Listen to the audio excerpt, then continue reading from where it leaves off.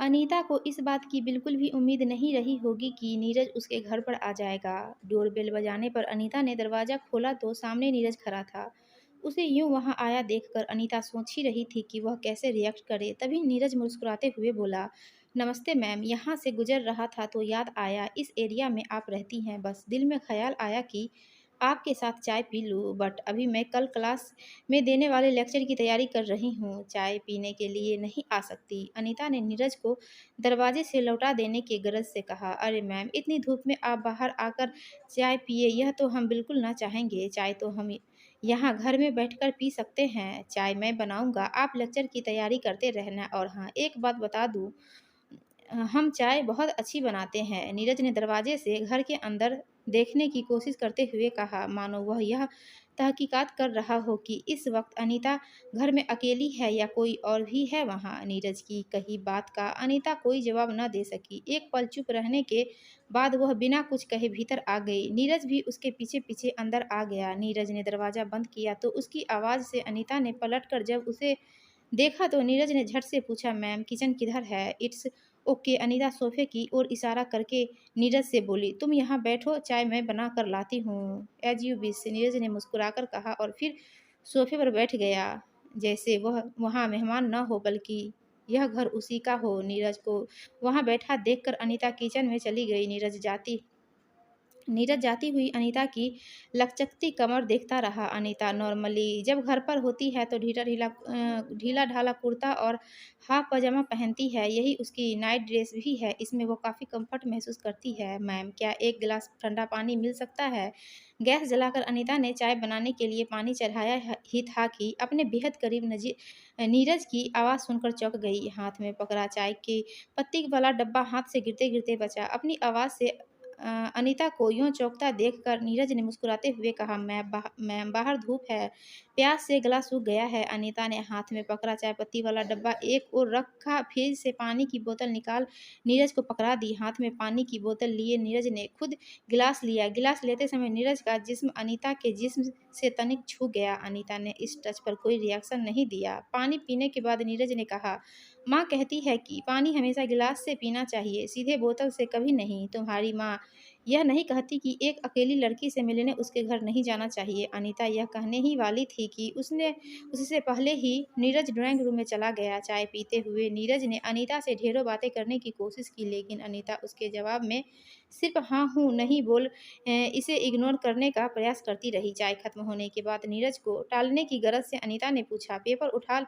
लिए हो? और उन्हें मन ही मन पढ़ने का बहाना करने लगी। अनीता को यूँ अपने आप में बिजी देख सोफे पर से उठते हुए नीरज ने कहा, तो मैं चलता हूँ मैम। हाँ हाँ ठीक है, तुम्हें एग्ज़ाम की तैयारी भी करनी होगी। कह वह सोच में पड़ गई कि छुट्टी का दिन है और उससे मिलने के लिए अमन कभी भी आ सकता है। एक लड़के को मेरे घर में देखकर ना जाने वो कौन सा सवाल कर बैठे। अनीता खुद चाहती थी कि नीरज जल्दी से जल्दी वहाँ से चला जाए, इसलिए उसने नीरज से पढ़ने की बात कहकर उसे जाने को कहा था, पर उसे क्या पता था कि उसकी यही बात उसके गले पड़ जाएगी। मैम, सच तो यह है कि मैं इसलिए यहाँ आपके पास आया था कि आपसे स्टडी में कुछ हेल्प ले सकूँ। सोफे पर वापस बैठते हुए नीरज बोला, मैम, आप करेंगी ना मेरी मदद? हाँ हाँ ठीक है, पर आज नहीं, अभी तुम जाओ, मुझे अभी अपने लेक्चर की तैयारी करनी है। कहते कहते अनीता की बात में रिक्वेस्ट का पुट आ गया था। अनीता को रिक्वेस्ट के अंदाज में बोलते देख नीरज को अच्छा लगा और फिर सोफे से उठकर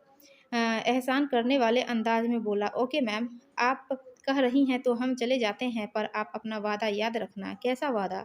अनीता ने घबराते हुए पूछा। यही कि आप स्टडी में मेरी हेल्प करेंगी, नीरज ने हंसकर कहा और फिर दरवाज़ा खोलकर बाहर निकल गया। अनीता दरवाज़ा बंद करने ही वाली थी कि नीरज पलटकर बोल पड़ा, मैम, आपके पैर बहुत खूबसूरत हैं, जी करता है इन्हें देखता ही रहूं। क्या मेरे लिए आप किसी ओपन लेग्स वाली ड्रेस में आ सकती हैं? नीरज की इस बेहुदा बात पर अनीता चुप रह गई। नीरज ने एक गहरी नज़र अनीता की रोमहीन चमकती पिंडलियों पर डाली और फिर मुस्कुराते हुए चला गया। उसके जाते ही अनीता ने झट से दरवाज़ा बंद करके सुकून की सांस ली। अनीता 24-25 साल की बेहद खूबसूरत युवती है, इतनी खूबसूरत कि उसके चेहरे को देखकर दुनिया की सबसे हसीन लड़की भी शर्मा जाए। उसके जिस्म के रंग के आगे सोने का रंग भी मटमैला लगे। कंधे पर बिखरी जुल्फों का जलवा ऐसा मानो वह मोहब्बत की कोई अवीद हो। उसके पतली कमर, भरे भरे नितंब और मस्तानी चाल यकीनन अनीता की खूबसूरती बेमिसाल थी। और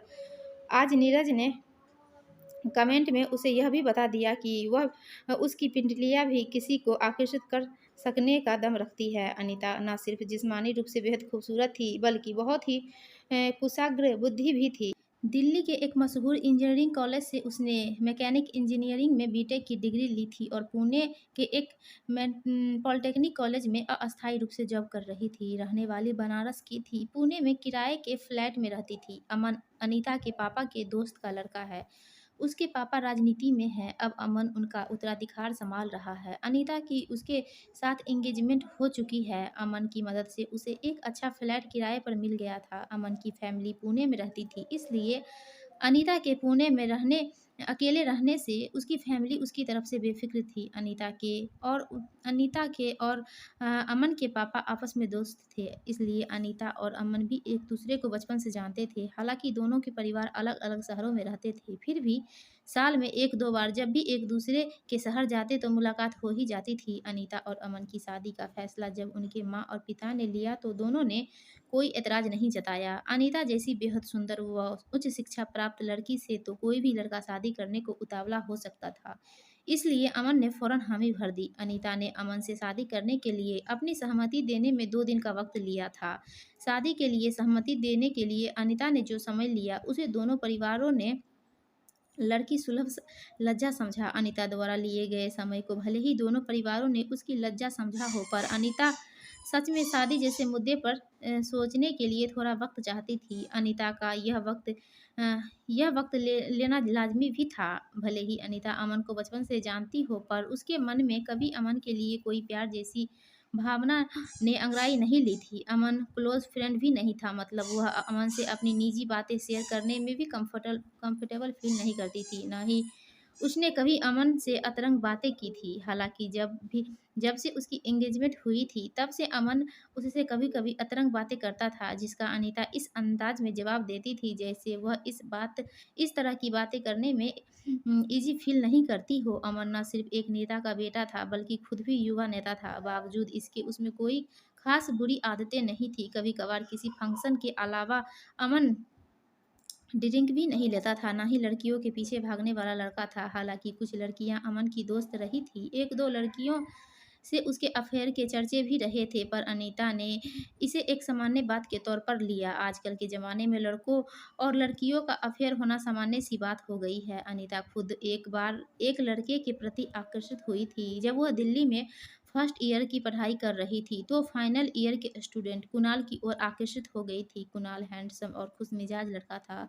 वह बनारस का रहने वाला था, शायद इसलिए अनीता जल्द ही उसकी ओर आकर्षित हो गई। जल्दी ही दोनों दोस्त बन गए और फिर क्लोज फ्रेंड। अनीता उस समय समझ नहीं पाती थी कि वह सिर्फ कुणाल की ओर आकर्षित भर है या फिर उसे प्यार करने लगी है। कुणाल ईयर का लास्ट ईयर का स्टूडेंट था। कॉलेज कैंपस से उसे एक बड़ी कंपनी में जॉब मिल गई और वह एग्ज़ाम देते ही मुंबई चला गया। कुछ दिनों तक तो कुणाल को अनीता ने याद किया और फिर धीरे धीरे उसकी स्मृतियाँ दिल के किसी कोने में खो गई। कुणाल ने भी कभी अनीता को कांटेक्ट करने नहीं किया। अब अनीता को समझ में आ गया कि वह कुणाल की ओर सिर्फ आकर्षित भर थी, उसे उससे प्यार नहीं हुआ था। अनीता की ज़िंदगी में कोई लड़का नहीं था। उसकी उम्र भी 24-25 साल की हो रही थी। अमन में कोई कमी भी नहीं थी, इसलिए एक दिन सोचने के बाद उसने से शादी करने की स्वीकृति दे दी। स्वीकृति देते ही दोनों परिवारों ने दोनों की मंगनी कर दी। अब अनीता अपनी जॉब के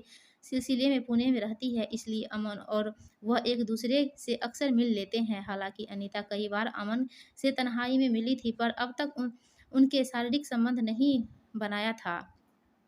ऐसा नहीं कि अमन ने शारीरिक संबंध बनाने का प्रयास न किया हो, पर अनीता प्लीज ये सब शादी के बाद कहकर मना करती आई। मना करने के बाद अमन भी उसे ज़्यादा फोर्स नहीं करता। भले ही अनीता और अमन के बीच शारीरिक संबंध नहीं बने थे, पर उन दोनों ने एक दूसरे के शरीर को छुआ था, एक दूसरे को किस किया था। वे लड़के लड़की जिनकी एंगेजमेंट हो चुकी हो, उनके बीच ऐसा होना लाजमी है। अनीता को अमन ने कई बार अपने सीने में भी भींचा था।